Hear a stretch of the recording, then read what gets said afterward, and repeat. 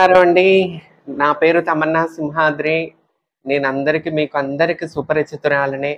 2019లో నేను మంగళగిరి కాన్స్టిట్యున్సీలో స్వతంత్ర అభ్యర్థిగా ఎమ్మెల్యేగా పోటీ చేశాను. అంటే నేను కూడా ప్రజల్లోకి రావాలి, ప్రజాసేవ చేయాలని చెప్పి ఎంతో తపనతో ముందుకొస్తున్నప్పుడు నన్ను రామచంద్ర యాదవ్ గారు గుర్తించి నేను 2019 నుంచి మన పాలిటిక్స్‌లోకి రావటం జరిగింది. కానీ నేను జనసేన పార్టీ చాలా సపోర్ట్ చేశాను. జనసేన పార్టీ నుంచి నాకు ఫోన్ కాల్ వస్తుంది. ఎమ్మెల్యే టికెట్ వస్తుంది. మార్పు కోసం అని మన పవన్ కళ్యాణ్ అన్నగారు అనటం వల్ల ఆయన నాలాంటి వాళ్ళని గుర్తించి నన్ను చట్టసభలకు తీసుకెళ్తారని ఒక ఆశతో ఎదురు చూశాను. 2019లో నేను మన జనసేన పార్టీ ఆఫీసు కార్యాలయంలో ఎవరికైతే ఎమ్మెల్యే, ఎంపీ ఇంట్రెస్ట్ ఉన్న వాళ్ళు ఒక అప్లికేషన్ ఫామ్ పెట్టుకోమన్నప్పుడు నేను పెట్టుకోవటం వెళ్ళి జరిగింది. అప్పుడే ఆశించాను, అప్పుడే నిరాశ మిగిలింది. అలాగే 2024లో మళ్ళీ చట్టసభలకు ఎలాగైనా నేను వెళ్ళాలి, ముందుకు రావాలి, ప్రజాసేవ మీద నాకున్న ఇష్టంతో నేను ముందుకొస్తున్నప్పుడు మళ్ళీ 2024లో కూడా నాకు నిరాశ మిగిలింది. కానీ మార్పు అని చెప్పి మాకందరికి అన్యాయమే జరిగింది.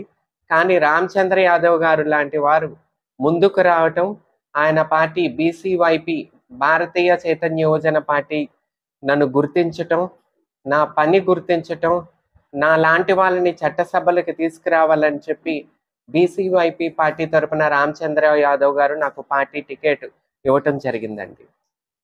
సో పార్టీ టికెట్ పిఠాపురంని ఎందుకు ఎన్నుకోవటం జరిగిందంటే, పిఠాపురంలో ఏదైతే మన పవన్ కళ్యాణ్ గారు కాపు సామాజిక వర్గం ఎక్కువ ఉన్నది అని చెప్పి పిఠాపురానికి ఎలా వచ్చారో, అదే విధంగా నేను కాపు బిడ్డని కాబట్టి, నేను కాపు సామాజిక వర్గానికి సంబంధించిన దాన్ని కాబట్టి, వంగవీటి మోహన్ రంగా గారి పేరు కృష్ణా జిల్లాకి జగన్మోహన్ రెడ్డి గారు నందమూరి జిల్లాగా అన్నప్పుడు కృష్ణా జిల్లా పేరు మారిస్తే వంగవీటి మోహన్ రంగా గారి జిల్లాగా పేరు పెట్టాలని చెప్పి వంగవీటి మోహన్ రంగా గారి విగ్రహం దగ్గర నేను ఉద్యమం చేసిన దాన్ని, రంగా గారి ఉద్యమకరాలని.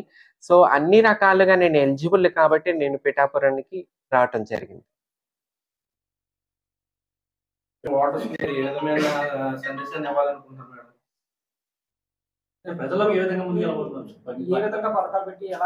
మా మేనిఫెస్టో ఉంది.